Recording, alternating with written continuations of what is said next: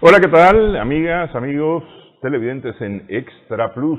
Un gusto saludarles, darles la bienvenida a esta edición en la que estamos sumando vigores.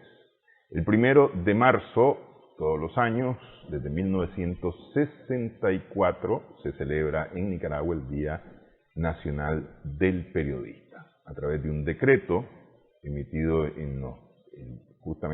aprobado el 28 de febrero del 64, publicado el 29 de febrero del 64 en la Gaceta, se declara el 1 de marzo como el Día Nacional del Periodista en Nicaragua, para recordar la salida, la primera publicación del primer periódico en Nicaragua, y dice el decreto encabezado, dirigido por el patriota Rigoberto Cabeza, que reunió a la Mosquitia con el Pacífico. Así dice el decreto. Entonces, para hablar un poco acerca del ejercicio del periodismo en Nicaragua, estamos con Ernesto Aburto Martínez, profesor, educador, primero, antes que todo, luego periodista, escritor. Básicamente todo ha sido escrito, Ernesto, todo escrito. No hay radio, no hay televisión. No hay televisión, en internet sí hubo. Sí, claro, por supuesto. Porque ya internet es de los últimos años, pero todo escrito, todo escrito. Muchas gracias por estar con nosotros. Muchas gracias, Néstor, por invitarme y por creer pues, que yo tengo alguna cosa importante que decir. Haré mi esfuerzo para que lo que diga sea de interés para los televidentes y para tu persona. Pues yo creo que lo cierto es que siempre de las pláticas salen cosas buenas, cosas interesantes. Por eso estamos sumando vigores para de estas platicadas algo nos va quedando, ¿verdad? Algo nos va quedando. Y es bueno contar la historia, porque a veces se piensa que las cosas son de ahorita, ¿verdad? Y lo cierto es que hay historia de historia. Es decir, el periodismo en Nicaragua, con esa primera publicación de Rigoberto Cabeza, que es lo que se recuerda el 1 de marzo, pero está la de este alemán también, ¿cómo es que se llama? Se me fue ahorita el nombre. Estuvimos en el cementerio San Pedro visitando su tumba en días pasados. ¿El que tiene la estatua en la rotonda del periodista? No, es Gottel. Gottel, correcto. Gottel, que también hizo publicaciones impresas en Nicaragua, las primeras publicaciones impresas. No sé si habrá sido antes o después de Rigoberto Cabeza. Fue antes, pero no era diario. Eran esporádicas. Cada vez que podía y tenía suficiente información, hacía un periódico. Y él mismo se encargaba de andarlo repartiendo y vendiendo. Pero es que así era el periodismo. De alguna manera el periodismo así empieza en Nicaragua. Es decir, empieza contando las historias semanales,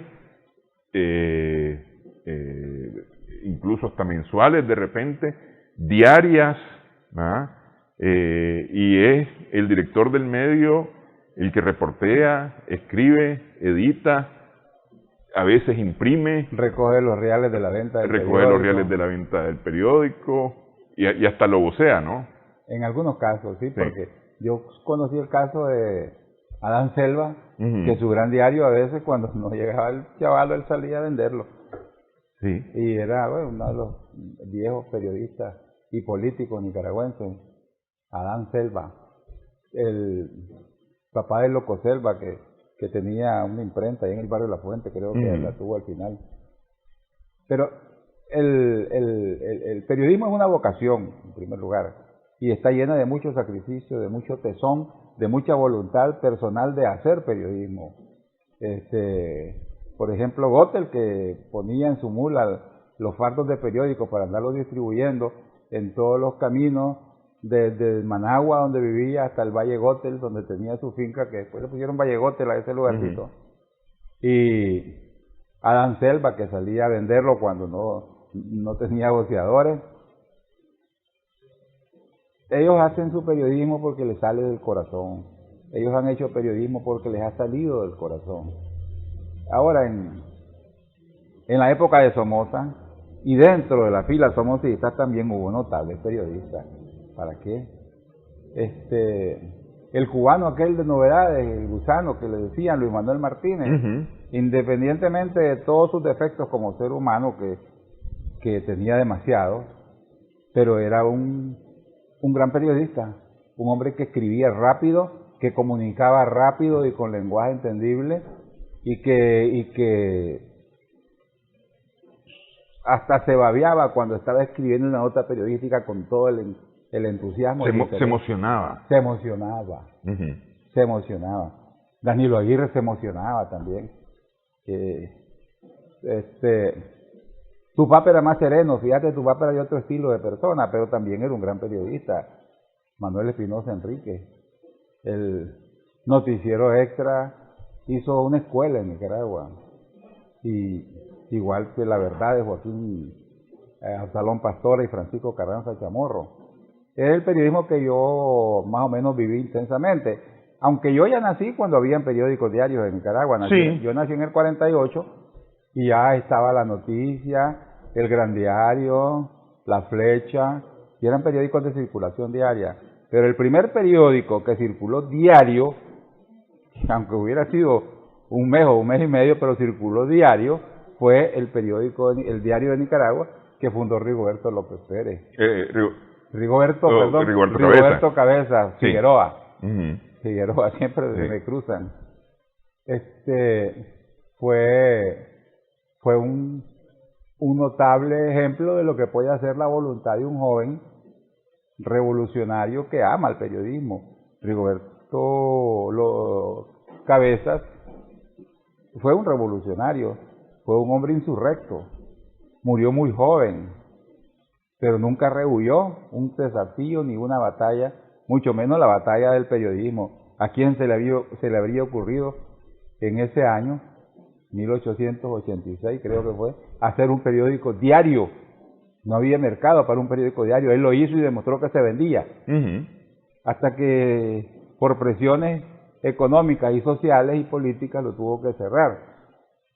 Pero nos dejó un gran ejemplo, nos dejó un hito histórico para hablar de periodismo en este país, y nos dejó un gran ejemplo de lo que puede hacer la voluntad de un hombre, y especialmente de un hombre periodista, y especialmente de un hombre joven, porque murió a los 30 y pico de años. Chavalo. Chavalo. Sí. Así que es apasionante darle un vistazo a la historia del periodismo de Nicaragua, analizar las grandes gestas que han ocurrido tanto en radio como en prensa, como en televisión. Las grandes hazañas del periodismo. Yo recuerdo una hazaña del radioperiódico La Verdad, de Joaquín Absalón Pastora y Francisco Carranza Chamorro, que 48 horas después de la primera operación de trasplante del corazón en el hospital Groote de Ciudad del Cabo, Sudáfrica, ya ellos tenían en línea telefónica al cirujano Christian Barnard, y le hicieron una larga entrevista traducida por Pablo Piquet, que no sé cuál es el nombre de Pablo Piquet, supongo que el apellido era Martínez, porque era el papá de Pablo Fernando Martínez, que fue un reciente ministro de Construcción y Transporte en este país. Esa operación me puso los pelos de punta y me hizo entender la grandeza del periodismo nicaragüense, cómo estos pobres periodistas de provincia, llamémosle así, en relación con los periodistas de los grandes países, en 48 horas tenían al otro lado de una línea al doctor Christian Barnard. Y estamos hablando, ese es a finales de los 60. Ese es 69. 69, cuando las comunicaciones no son lo que es hoy. Sí, no tan a ver, yo necesito hablar aquí con un amigo que esté en China, entonces ya marco aquí y ya me contesta sin mayor problema. Conseguí el celular de fulano que está en tal parte y ahí lo llamo, y si quiere contestarme me contesta. Así es, sí. Y estos consiguieron a Christian Barnard en el pináculo de su gloria y lo entrevistaron. Es una hazaña periodística. Hay otras hazañas periodísticas muy grandes que se dieron en la historia de Nicaragua. Por ejemplo, hasta un periodista de provincia nicaragüense, Rafael Natividad Sandoval Jarquín, corresponsal de la prensa en supongo que ya murió, porque la visita de Pablo VI a Bogotá rompió la seguridad, rompió el protocolo, se hizo fotografiar y filmar con las manos puestas y arrodillado ante el Papa, tuvo que detener a viva voz: Santo Padre, un periodista, Rafael Sandoval Jarquín, te pide tu bendición. Y entonces le dice, ahí nomasito, el Papa lo bendijo para que se le quitara de... Acá han habido hazañas grandes. Yo me pongo a recordar y me van saliendo más y más de las cosas que yo viví, que yo presencié, y me parece que nosotros en periodismo no hemos sido segundos de nadie en América Central ni en América Latina. Y ese es un producto del ejemplo de los grandes periodistas que hubo en este país, de Horacio Ruiz, por ejemplo, sí, que era políglota y que su contacto con el periodismo fue era cajista, tipógrafo, armaba cajas para la impresión en los periódicos de Managua. Y claro, en comunicación diaria con los textos, aprendió a escribir con estilo, aprendió a redactar, y llegó a ser un gran periodista de este país. Uno de los grandes columnistas, de los principales columnistas de la prensa. Exactamente. Sí. No, la imagen de tu padre, por ejemplo, de Manuel Espinosa Enríquez, con su grabadora, muy jovencito, cuando la Guardia entregó todo malherido y malmatado a René Tejada en brazos de su mamá, y están todos Hermógenes Valladares de la prensa, pues, que con aquella entrada magistral: madre, le dice, todo su cuerpo era así como la mancha que tengo en esta uña. Lo dejaron morado y desfigurado. Estas fueron sus primeras palabras cuando salió de la cárcel, sí, ¿verdad? Sí. Y ahí sale el Manuel Espinosa, insistente, metiendo su cabeza y su grabadora buscando esa entrevista también. Pero es que ahí hay tal vez un hecho importante, porque es decir, René Tejada es primo político de mi papá, él es primo de mi mamá, ¿verdad? Entonces, cuando el juez pregunta, ¿hay algún pariente aquí de René Tejada? Don Manuel levanta la mano y dice, yo, y entonces ya firma ante el secretario la entrega del reo, sí. Sí, hombre. Sí. Ellos son cosa que aprovechó luego como periodista, ¿ah? Claro que sí, más de tonto si no lo aprovechaba. Sí. Ese testimonio fresco. Yo recuerdo en este país a grandes periodistas como Oscar Leonardo Montalbán, que como decía vos en una conversación anterior fuera de cámara, cuando conocía una noticia importante le picaban los pies por salir a contarla en la radio. Y andaba siempre a la casa de exclusivas, a la casa de golpes sensacionales, de noticiosos. Eso, Danilo Aguirre, cuando tenía algo que era impactante, cómo temblaba ese hombre. Y Danilo Aguirre además tenía la virtud de ser titulador, que ser titulador es un reto para un periódico. Claro que sí. Todo un reto. Es resumir en una línea toda la noticia. En una palabra, en dos palabras. Es decir, aquel titular, por ejemplo, de la prensa el 10 de enero, en la edición extraordinaria de la prensa, el 10 de enero de 1978, mandaron a matarlo. Ese era el titular. Ese era el título.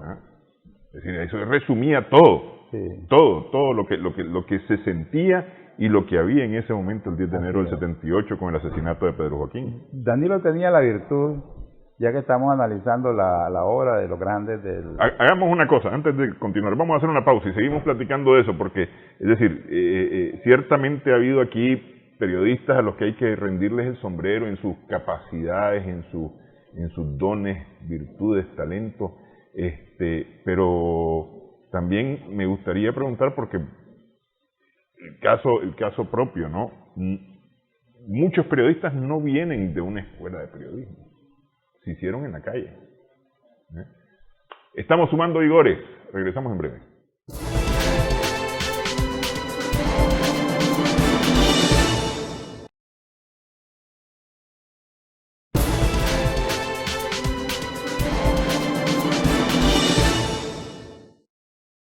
Seguimos sumando vigores en Extra Plus con Ernesto Aburto Martínez. Estamos conversando, periodista, se preparó como maestro, pero se hizo periodista y ha vivido su vida para el periodismo. Y decimos que en el periodismo en la historia de Nicaragua ha habido gente con muchas capacidades, con muchos talentos, con mucho amor. Dice Rubén Darío: el periodista que escribe sin amor es como cualquier otro escritor. ¿No? Y a mí me parece que eso es totalmente... Es decir, el periodista tiene que tener... tiene que estar pasión, enamorado del tema. Tiene que estar enamorado del periodismo. Si no, que no del se meta periodismo y del tema. Sí, sino que no se meta a esto. Esto es como ser médico... Que el médico es médico no por los reales, el médico es médico porque quiere servir. Porque quiere servir. O el sacerdote. Sí. Es decir, son de vocación. Estas son carreras de vocación y además de sacrificio. Porque cuestan estas carreras. Cuestan. Sí. Uno deja días libres, a veces hasta la familia se queda allá guardada para poder brincar con una noticia. Pues. Así es. Sí. Así es, hermano. Estábamos hablando desde la pausa con sobre Danilo Aguirre y sus capacidades. Pues esa vez cuando se le presentó la foto de los dos guardias de civil atrapados por el pueblo insurrecto de Monimbó, y yo le sugerí que esa iba a ser la foto grande de primera, él no me contestó, la vio atentamente y la tiró en la última gaveta de su escritorio. No se va a publicar. ¿Qué? Esa foto no se publica. Y entonces, Danilo, ¿pero por qué? Le digo, si esta es la foto que va a soliviantar los ánimos. Es la primera vez que la gente ve a dos guardias presos por el pueblo. Entonces me dice, sí, me dice, es cierto lo que decís, me dice, pero a estos la guardia les va a caer con todo lo que tiene y los van a sacar de allí. Pero antes de irse van a matar a estos hombres. Estos hombres ya son cadáveres, ya dice, los van a matar y esa sangre nos va a salpicar si nosotros hacemos holgorio con su captura. Y entonces me costó entenderlo, pero lo entendí. Digo, tenía razón este hombre. Eran periodistas con una gran imaginación, con una gran intuición. Horacio Ruiz en la prensa igual. Los domingos eran malos en la prensa porque todos los periodistas amanecían de goma y no llegaban a trabajar. Entonces solo nosotros que estábamos ganando el noviciado, llegábamos pues a trabajar los domingos, unos 2 personas, 3. Y ese día llega Horacio Ruiz y me dice, y fulano no vino, sutano no vino. Y ay, ¿quién va a hacer periódico ahora? Dice, pues nosotros supuestamente, pues le digo yo. Y él también llegaba de goma, pero a él no se le miraba. Entonces me dice, empezó a ver todo lo que había sobrado y empezó a clasificar. Y me dice, esto le podemos dar categoría de primera plana a cambio de que vos le hagas una buena entrada. Esto otro mes tiene una buena entrada, pero tenés que arreglarle todos los párrafos de adentro y sugerirme 3 propuestas de título para cada una. Entonces yo le pasé después todos los materiales ya reelaborados. Hizo la primera plana con eso, con otros que él mismo produjo, y él produjo sus propios títulos, escogió la foto de archivo, y ¿qué fue el resultado? Un gran periódico que se vendió mucho, que se vendió el lunes muy bien.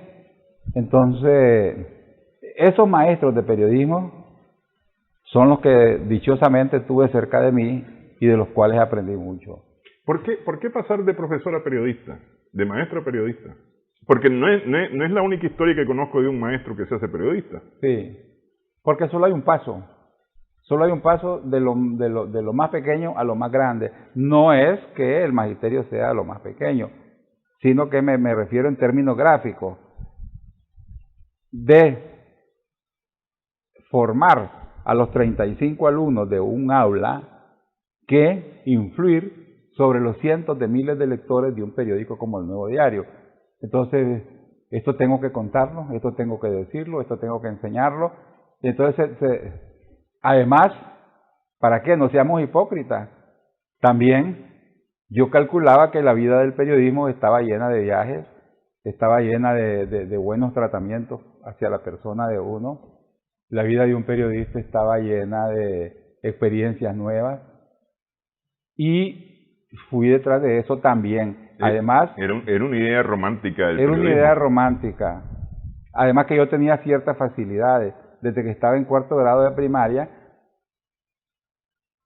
un profesor que tuve yo salía con el cuaderno de composición mío a leerle las composiciones que yo había hecho a los otros profesores en el recreo.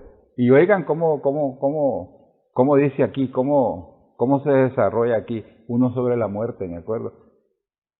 No sobre la libertad, era el tema. Y entonces yo en alguna parte leí, se me quedó, que nunca somos libres, que siempre estamos atrapados, primero andamos en los genitales de los padres atrapados, después estamos en el útero de la madre, después en los cuidados de la familia, atrapados en la cuna, después atrapados por todos lados, y hasta el día que nos morimos terminamos atrapados en un ataúd. Entonces, el profesor a mí no me decía nada, qué lindo, no me decía nada, pero salía a leer mis composiciones a los otros profesores. Y después me di cuenta por qué, y un día que le pregunté, ya mucho tiempo después me lo encontré en un mercado y le pregunté, ¿se acuerda? Sí, me acuerdo, brillante tu compañero. Pero ¿por qué nunca usted me dijo nada, que estaban bien? Es que me dice, lo que se alaba se echa a perder. Si yo te hubiera dicho que eran buenísimos, ahí te hubieras quedado. Se las hubiera dado, como se dice popularmente, si hubiera creído. Y ahí se queda, se queda tu desarrollo atrapado en un elogio. Entonces, pues, el único que venció eso fue Rubén Darío, que me imagino que al muchachito cabezón de León le decían, qué lindo lo que escribiste, ese es un gran poema, ¿cómo aprendiste tanto? ¿De dónde lo sacaste? No sabían que él se iba a meter en la biblioteca del abuelo y después en las bibliotecas públicas de León. Pero es el único caso de gente que la alaban desde chiquita y no le echaron a perder. Pero la generalidad es que sí, que al que están alabando después se echa sobre sus laureles. Ok, el periodismo era viaje, tratamiento, distinción. ¿Era realmente esa idea romántica el ejercicio del periodismo? Era un componente, una parte. La otra parte era la necesidad que yo tenía de seguir enseñando. No, pero digo, en la vida real, ¿era así ejercer el periodismo? No para todos. No para todos, porque ya yo conocí periodistas que terminaron como empezaron. ¿Cómo se llamaba? Bueno, para no mencionar nombres y no herir susceptibilidades, pero creo que vos también conociste a muchos que terminaron buscando noticias a golpes de calcetín, ya mayores de 60 años.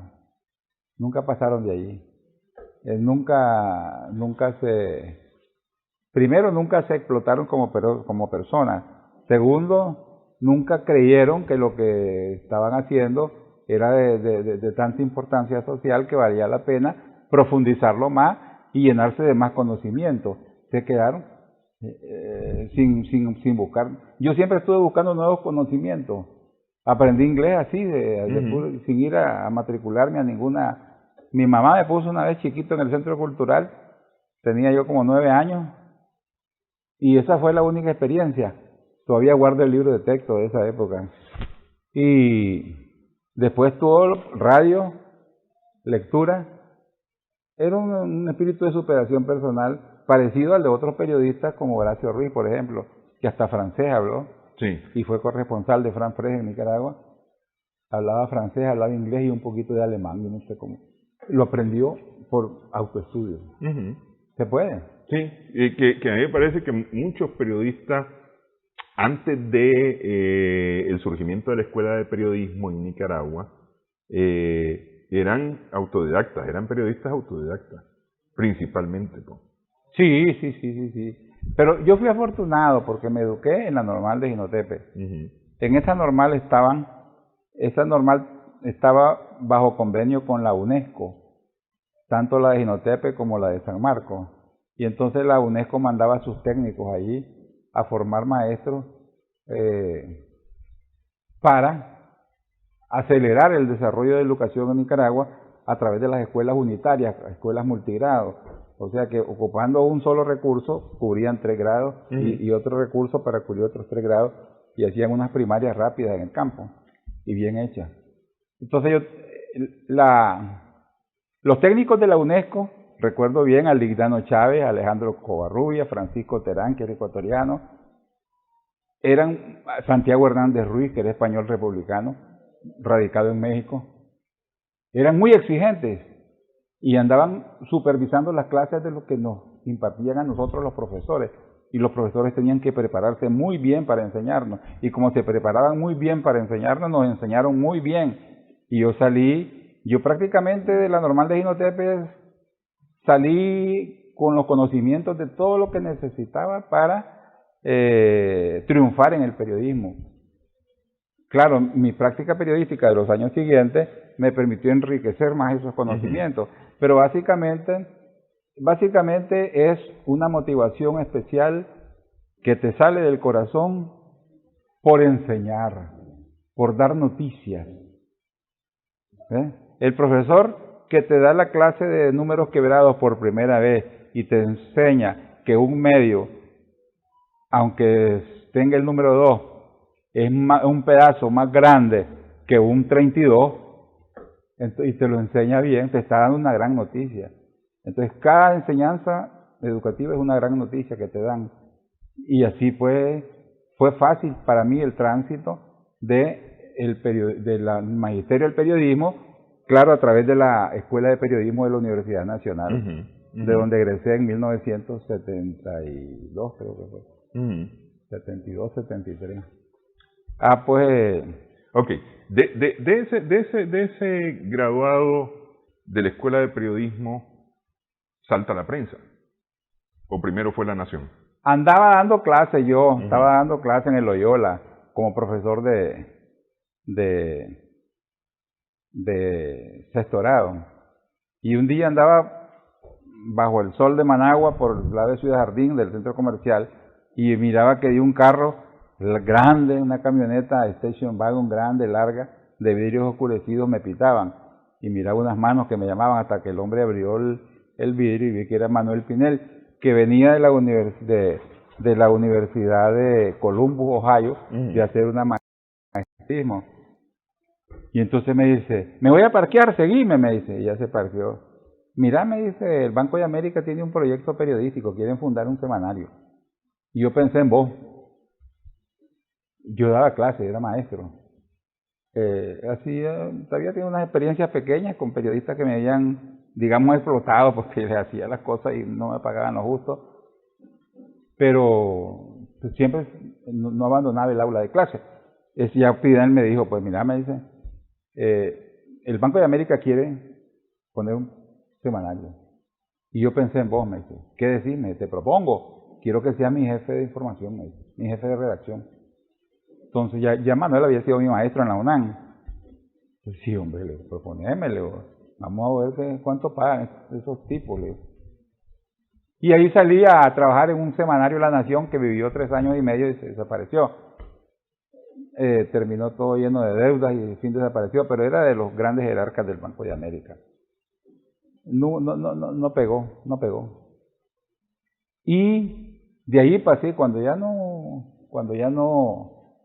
tenía más desarrollo en La Nación, porque ya se acabó. Como ya los últimos números los imprimieron en la prensa, yo llegaba, entonces un día le digo, voy a hablar con Pedro Joaquín Chamorro y le voy a pedir trabajo. Entonces le digo a la Rosario Murillo, la actual vicepresidenta, que era secretaria de él, mira, le digo yo, necesito hablar con el doctor Chamorro. Entonces me dice, "Ay, ¿está ocupado?" No sé, me dice, voy a consultarme. Y ya se metió ahí y le digo, y pasé. Ajá, doctor, le digo, así que vos eras el que estabas trabajando en el semanario este, me dice, ahí están enjaranados, una gran deuda, quién sabe si me la pagan, pero yo les voy a echar toda la caballería para que me paguen. Ah, no, si se lo deben, se lo tienen que pagar, le digo, mamá, yo soy un banquero. Mira, me dice, ¿y qué ahora? ¿Ahora qué vas a hacer? Pues no, precisamente por eso quiero hablar con usted, le digo, porque quedó en el aire y necesito que me dé un trabajo. Hombre, jodido, me dice, pero es que vamos a la redacción, me dice. Y anduvimos en la redacción caminando, platicando, y después del recorrido me dice, ¿te fijas? Me dice, no tengo ni dónde sentarse, todo esto está lleno, me dice. De todas maneras, me dice, haceme un currículum con todo lo que sabes hacer, me dice, y me lo mandás. Entonces me fui yo a buscar como, está bien, doctor, le digo, muchas gracias por haberme atendido, le digo, llego a la casa, me pongo a escribir y hago un currículum, y como yo sabía por dónde le picaba el gusano a él, que era por el periodismo, la crónica viajera, él había hecho Los Pies Descalzos de Nicaragua en un viaje largo que hizo por lancha hasta la desembocadura del río San Juan, hizo otro hasta la desembocadura del Coco, sacó una serie de reportajes, le gustaba mucho a él escribir sobre las ciudades distantes de Managua, eso le encantaba, no tenía tiempo pero le gustaba hacerlo y de vez en cuando lo hacía. Ah, pues aquí está. Entonces le hice el proyecto de la crónica viajera y le dije pues que tenía un carro en buenas condiciones mecánicas, que tenía equipo propio y que solo era de empezar a trabajar en caso de que a él le pareciera bien el proyecto. Se lo dejé y me fui. Me fui con un amigo, me perdí 15 días al lado del astillero de las salinas de Popoyo y eso. Un amigo que tenía moto y nos fuimos a vagar ahí. Y cuando regreso a Managua, mi papá trabajaba, era gerente de una afianzadora aquí en la esquina esta de la gasolinera Solotlán, aquí enfrente. Le digo yo, papá, dame para el taxi, le digo. Yo llegué en taxi a la oficina de mi papá. Ya mi papá le sacó la plata de la bolsa de reloj. Antes le hacían a los pantalones un bolsillo ahí. Sí. Y ya le pagó al taxista y me dice, entrame, dice, te quiero decir algo allá adentro. El viejo calculador, como estaban ahí sus compañeros en la oficina. ¿Y dónde te has perdido, jodido? Pedro Joaquín Chamorro te anda buscando como loco, me dice. Ha mandado al chofer como 10 veces a buscarte aquí, dice. Anduvieron al lado de la Nicaragua buscándote y no te localizaron. Ahí vivía yo en la Nicaragua. Entonces, ¿y qué es lo que quieres? Yo no sé. Andá, tomá, aquí hay más para taxi. Andate a la casa, bañate, mudate, cambiate ropa y te vas a hablar con él. Y así fue, llegué. Y cuando la Rosario pela los ojos y me dice, ¿y dónde te perdés vos? Me dice, venís a dejar papeles y todo y te perdés. Anda el hombre nervioso, decía Recho, que no te puede localizar. Entonces, espérame, dice, ya, doctor Chamorro, aquí está Burto, ya le dice. ¡Hala, por fin! Dice, ya era tiempo, que pase. ¿Y qué te pasa vos? Me dice que no llegué. Entonces, sí, fui yo no sabía si usted me dio una respuesta positiva. Me fui a pasearle. Entonces me dice, ¿cómo no, hombre? Aquí tengo una propuesta que hacerte, me dice. Y ya me propuso el plan de viajar por todo Nicaragua, con gastos pagados por la prensa, con un gasto de representación, combustible, depreciación de vehículos, hospedajes, y entonces, y era hacer, ¿a dónde crees vos que hice el primer reportaje? De esa época, ajá, cuando ya me acepté la contratación. Yo sabía que San Juan del Sur era la perla, la joya de la corona de él. Me fui a San Juan del Sur y le hice un reportaje que le encantó. Después me fui a Cárdenas y después me fui hasta Guaslala, llegué haciendo reportajes de lugares míticos para la gente del Pacífico que no conocía esos lugares, y yo se los describía con prolijidad y también con un poco de elegancia literaria. Sí. Y entonces fue un éxito, él vivía encantado. Y él personalmente me dice, no le entregues tus crónicas ni tus fotos a nadie, me las traes a mí siempre que... Y así fue, yo siempre le llevaba las crónicas. Y él salía personalmente al Departamento de Armada a dar instrucciones cómo iban a ir en un marco cómo iba a ir la introducción en negrita, en alto, y cómo se iba a diseñar la entrada de mis reportajes. Y yo pasé feliz gobernando, haciendo reportajes, que era lo que me gustaba a mí, y complaciendo al jefe, pues. Así que en eso estaba hasta que lo mataron a él, y ya la dinámica fue diferente. Entonces, como me decían, como ya Javier Chamorro, que empezó a tener más influencia en el periódico, como vos tenés experiencia, me dice, en viaje, andate, me dice, para Ocotal, que atacaron adelante de Ocotal, en un lugar que se llama San Damián, hasta San Damián. Ahí atacaron anoche y mataron guardias y todo. Bueno, ve, como vos tenés experiencia en viaje, andate al Papicho, los lugares donde andaba el frente golpeando. Y entonces también hice crónicas de guerra. Y así quedé en la prensa, ya enquistado, hasta que se rompió la unidad de la prensa y ya no fuimos un grupo siguiendo a Javier Chamorro y a Danilo a fundar el Nuevo Diario. A fundar el Nuevo Diario, ya en el año 80, 1980. En el año 80, sí. Fíjate qué cosa más rara, en este periodo, todas las cosas más importantes de mi vida han ocurrido entre febrero y abril de cada año. Ajá. Sí, eso fue, la fundación del Nuevo Diario fue en marzo, salió la primera publicación en abril. Casi todo, la muerte de mi papá, la muerte de mi mamá, todavía se estiró eso un poquito hasta mayo, pero ese es el peligro, aunque yo sufro los grandes golpes de mi vida, pero también doy los grandes pasos de mi vida, no sé por qué. Cosa interesante, interesante. Pero además, lo más interesante me parece es detectar que existe esa periodicidad, porque a veces ocurre y uno ni cuenta se da. Sí, así es. Bueno, vamos a hacer pausa nuevamente en esta edición de Sumando Vigores.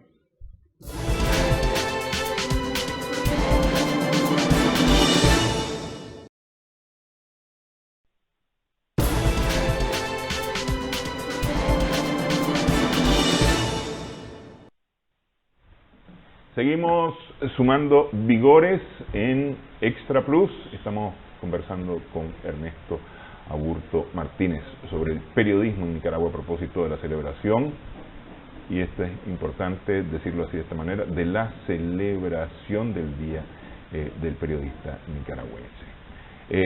Antes de continuar, un momentito nada más, nuestro productor Harry Guevara nos tiene lista ya la información correspondiente a este día. Le damos paso.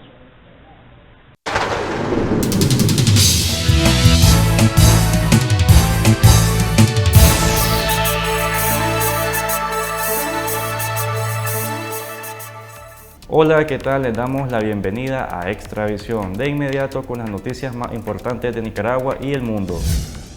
En la unidad de hemodiálisis de uno de los centros atendidos por el INS se aplicaron las primeras dosis de vacuna contra el COVID-19 en Nicaragua. Este martes, el presidente ejecutivo del INS, Dr. Roberto López, explicó que la vacuna se está manejando adecuadamente en la red de frío instalada en el país y se trasladan a las unidades de salud en camiones refrigerados y luego en termos especiales. Durante los próximos meses gradualmente hasta que logremos controlar o evitar prevenir la aparición de este coronavirus otra vez en Nicaragua. De acuerdo al Dr. López, el plan de vacunación en esta primera fase se ejecutará en las unidades de salud de la Seguridad Social y del Ministerio de Salud, atendiendo a pacientes con tratamientos renales, oncológicos y cardíacos para su aplicación voluntaria. A 174 se elevó el número de fallecidos a causa de la pandemia de la COVID-19, según el más reciente reporte del Ministerio de Salud, que señala que se han tratado más de 6.500 casos confirmados del coronavirus desde que el virus llegó al país hace casi un año, a mediados de marzo del 2020. El ex embajador Arturo Cruz anunció sus aspiraciones para competir por la presidencia del país en las próximas elecciones de noviembre de este año. El anuncio lo hizo el catedrático y analista político al presentar su libro Nicaragua, la impronta de la colonia, 3 siglos de historia. Estos primeros días de marzo se efectúa el equipamiento tecnológico de 25 centros de educación primaria en departamentos del norte y la región central del país. Esta dotación permitirá que más de 8.000 estudiantes puedan acceder a clases interactivas con el acceso a plataformas educativas, bibliotecas virtuales, aplicaciones y libros digitales para innovar y enriquecer los aprendizajes de las asignaturas. En el municipio de Cárdenas, departamento de Rivas, la Policía Nacional incautó 83 kilos con 816 gramos de cocaína, valorados en más de 2 millones de dólares, al ciudadano costarricense identificado como Cristóbal Alexis Castillo Vidal, de 51 años. El programa COVAX de la Organización Mundial de la Salud, OMS, y la Alianza para las Vacunas, Gavi, para distribuir vacunas anti-COVID en todo el mundo, enviará a los países latinoamericanos 26 millones de vacunas, principalmente de AstraZeneca, entre marzo y mayo, con el aviso de que la mayoría de las naciones recibirá menos dosis de lo previsto. En el caso de Nicaragua, en vez de recibir 500.000 de dosis como se esperaba, el país recibirá gratuitamente este semestre 432.000 dosis de la empresa AstraZeneca, hechas por su filial en la India. Estados Unidos anunció la imposición de sanciones contra 7 funcionarios rusos por el envenenamiento del encarcelado disidente Alexei Navalny, supuestamente ordenado por Moscú el año pasado, de acuerdo a los servicios de inteligencia de Washington. La popularidad del presidente de El Salvador, Nayib Bukele, aumentó a su partido Nuevas Ideas con una contundente victoria en las elecciones del domingo pasado, de acuerdo con datos preliminares, lo que le aseguraría el control de la Asamblea Legislativa desde mayo próximo y le abriría la puerta para influir en todos los niveles del Estado. Ponemos fin a esta jornada informativa. Le invitamos a seguir disfrutando de la programación de Extra Plus Canal 37.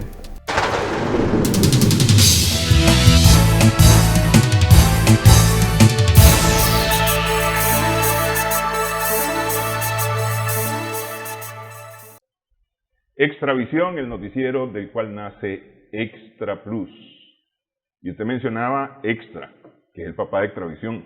Sí, así es. Es decir, el abuelo de Extra Plus, el radioperiódico Extra, fundado en el 64-65, por ahí, una cosa de eso. ¿Te acordás de la viñeta del noticiero Extra? ¡Extra, extra, extra! Acaba de morir uno de los Roberto Arévalo. Roberto Arévalo, sí. Sí, esa Era es una la voz las de voces, Roberto. Sí. Esa es la voz de Roberto Arévalo Alemán. Roberto Arévalo Alemán. Hermano de Raulito, que anda por ahí Sí, todavía. sí, justamente Raúl fue el que me contó de la muerte de Roberto. Sí. Roberto, que era economista. Hombre, se preparó muy bien. Sí.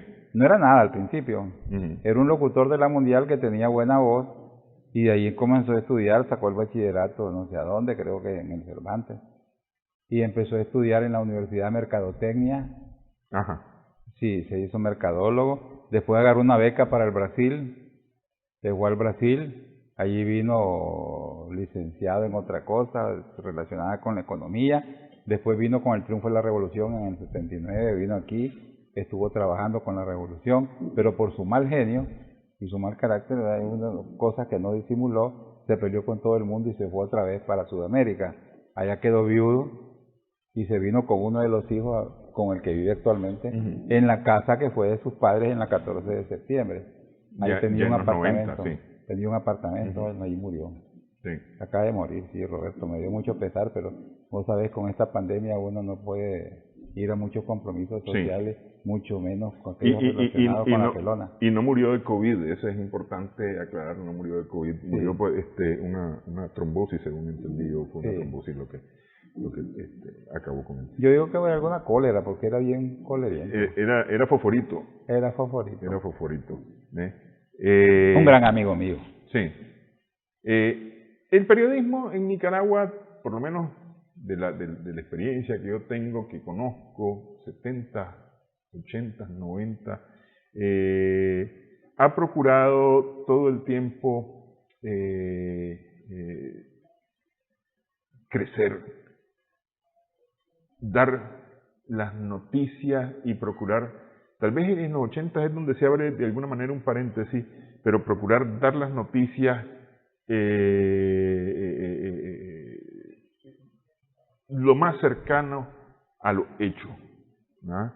Digo los 80 se arma un paréntesis porque en los 80 había el periodismo por la revolución o en contra de la revolución, ¿no? Entonces por eso hago un paréntesis ahí, pero especialmente la época de los 90, que es la que a mí me toca vivir ya en el ejercicio del periodismo, yo veo que hay una pretensión del periodismo por ser independiente, por profesionalizarse en la mayor medida posible.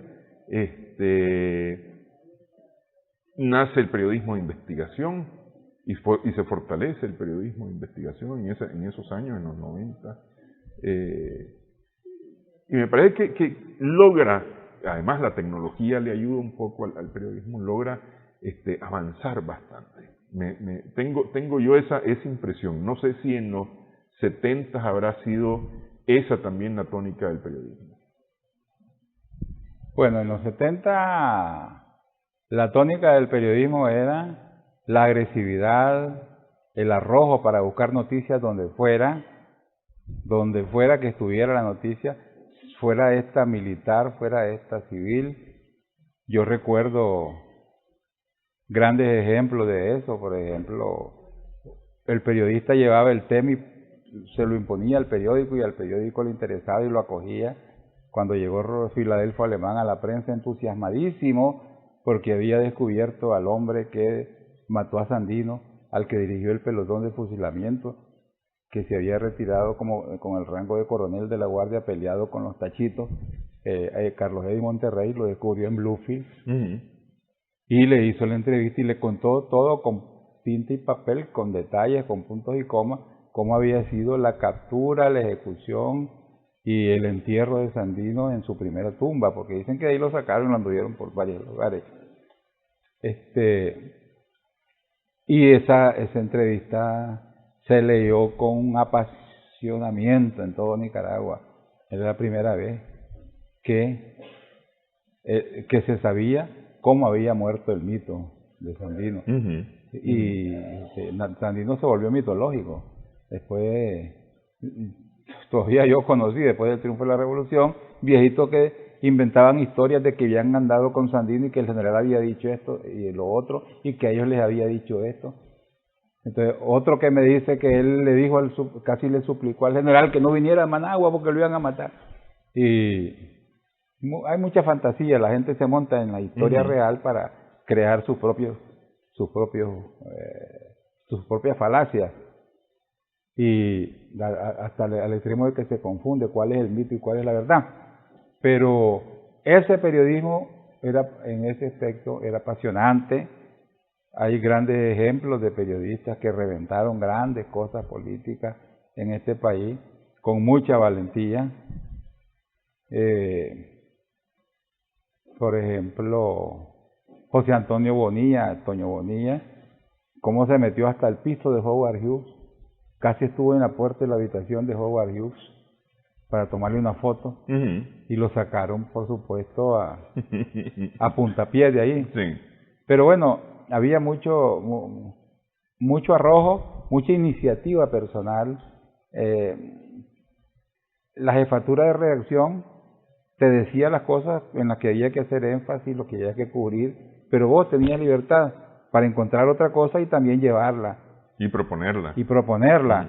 Y generalmente iba a primera plana. Es un periodismo de mucho entusiasmo, muy sanguíneo. Sanguíneo no es sinónimo de sanguinario, sino muy fogoso, muy apasionado. Y en ese periodismo hubo espacio incluso para que hombres habitualmente calmos y tranquilos como tu papá, como Manuel Espinosa Enrique, también ascendieran al éxito como periodista. Pero no tenía tu papá, no andaba expresando la pasión que sentía como Rolando Avendaña Sandino, que estaba con ella las uñas, emocionado por una noticia. Era un hombre sereno. Habían caballeros del periodismo, así como habían vulgarazos patanes como Cosita Suelta, por ejemplo, como el poeta Carpintero, que tuvo un trágico fin, en los barrios orientales de Managua. Pero en general el volumen es positivo, porque hasta en Novedades había buenos periodistas. Carlos Flores Cuadra era somocista y todo lo demás, pero como periodista objetivo y como periodista de expresión fluida, era muy bueno. Un tema que hoy está muy en boga, y no sé cómo antes de 1979 en Nicaragua era también un punto importante, que era el tema de libertad de expresión. Los periodistas hicieron la libertad de expresión, la pelearon antes de 1979. Y la siguen peleando. Ahí está el periodismo de catacumbas antes de 1979, ¿no? Sí. Se sigue peleando la libertad de expresión. ¿Hay libertad de expresión en Nicaragua hoy día? Pues, evidentemente que hay libertad de expresión para decir lo que agrada a los poderes fácticos y también a los poderes emergentes que quieren tomar el poder. Porque también en un medio ajeno al sandinismo tampoco te dejan pasar una información que vaya a favor del frente. Entonces no hay libertad. El periodista tiene que ser muy hábil para pasar su información y asumir las consecuencias, pues generalmente con los que lo contratan. Es decir, más que un asunto de ley, hay un asunto de administración del medio. El medio se administra para limitar lo que se dice. Desde que yo empecé a estudiar historia del periodismo, tanto en la UNAM como en Alemania Oriental o la República Democrática Alemana, donde estudié periodismo también, allí yo siempre supe que el periodismo tiene un principio que se llama parcialidad, que se ejerce de diferentes maneras, pero que siempre se ejerce, y que libertad total no existe, que en Cuba no existe libertad para decir todo lo que los periodistas quisieran decir, en Estados Unidos por supuesto tampoco, en Europa tampoco, pero en unos países hay más oxígeno, hay más oxigenación, en otros hay menos, pero en realidad cada poder mundial controla su periodismo porque es la forma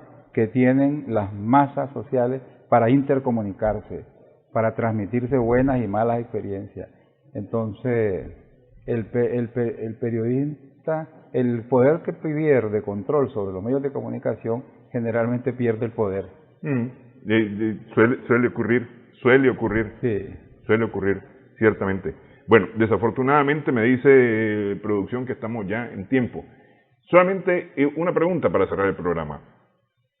¿Cómo ve el futuro del periodismo en Nicaragua? Del ejercicio periodístico en Nicaragua, especialmente ante eso de las redes sociales, en donde cualquiera publica lo que quiera publicar, y no importa si eso es cierto o falso, simple y sencillamente se publica y corre. Creo que el futuro del periodismo en Nicaragua y en el mundo en general es un futuro muy cibernético, muy donde la mano del periodista y la mente del periodista tienen poca intervención. Van a haber comandos de transmisión donde van las señales, las líneas, lo que se va a transmitir en cada momento, y que los que queremos hacer nuestro propio periodismo, como decía Emilio Suárez, tendremos que poner nuestros propios medios. Pero ¿cómo? Le decía yo, si eso cuesta, pone una hoja como la que puse yo, me dice, y ahí decís lo que querés, me dice. Y si estás en lo correcto, esa hoja te la van a comprar por todos lados. O sea que el periodismo el periodismo de opinión sincera, veraz, real, podría retroceder al tiempo de la hoja suelta, que fue la primera publicación que salió de la imprenta de Gutenberg, una hoja suelta, con las noticias del descubrimiento de América. Imagínese. Bueno, quiero agradecerle que haya estado con nosotros en esta rica conversación. No, fue una gran experiencia. Sí. Yo a ustedes les tengo mucha admiración, a tu padre sobre todo, y a vos como periodista joven y esforzado, que además saliste dotado con una excelente voz para la locución, y conozco aparte de tu familia Jinotepina, uno de mis mejores amigos, el doctor Julio Briceño, tu tío, y conocí a muchos briceños en Jinotepe. Uno de ellos, que no sé si ya murió, tomaba tragos, andaba con un grupo de amigos. A los normalistas nos odiaban porque éramos foráneos que llegábamos ahí a apoderarnos de las chicas. Y un briceño, su segundo apellido era Perales, Briceño Perales, sin decir agua va, como decían los españoles antiguos, me pegó una trompada en la barbilla y me noqueó. O sea que yo sé lo que siente un boxeador cuando cae noqueado. Y yo me levanté a buscar cómo agredirlo también, pero me agarraron, lo agarraron a él, pero fue por gusto, una trompada de puro gusto. Sin embargo, Henry Briceño tiene lazos sanguíneos con estos briceños de Jinotepe también, es un gran amigo mío. Henry Briceño en San Rafael del Sur. Ahora vive allí, sí. Haciendo su propio periodismo. Haciendo su propio periodismo, sí. Que es como debe ser, pues, como terminan los periodistas de vocación cuando ya no pueden publicar en ninguna parte. Sí. Y es atractivo ese periodismo, te cuento. Sí. Muchas gracias, pues, por haberme invitado, hombre. No, gracias. Gracias. Y a tu padre también, mucha admiración por todo lo que ha logrado en el periodismo, la imagen que se ha logrado. Sí, gracias. Gracias también a nuestras amigas, amigos televidentes por su sintonía en esta edición de Sumando Vigores.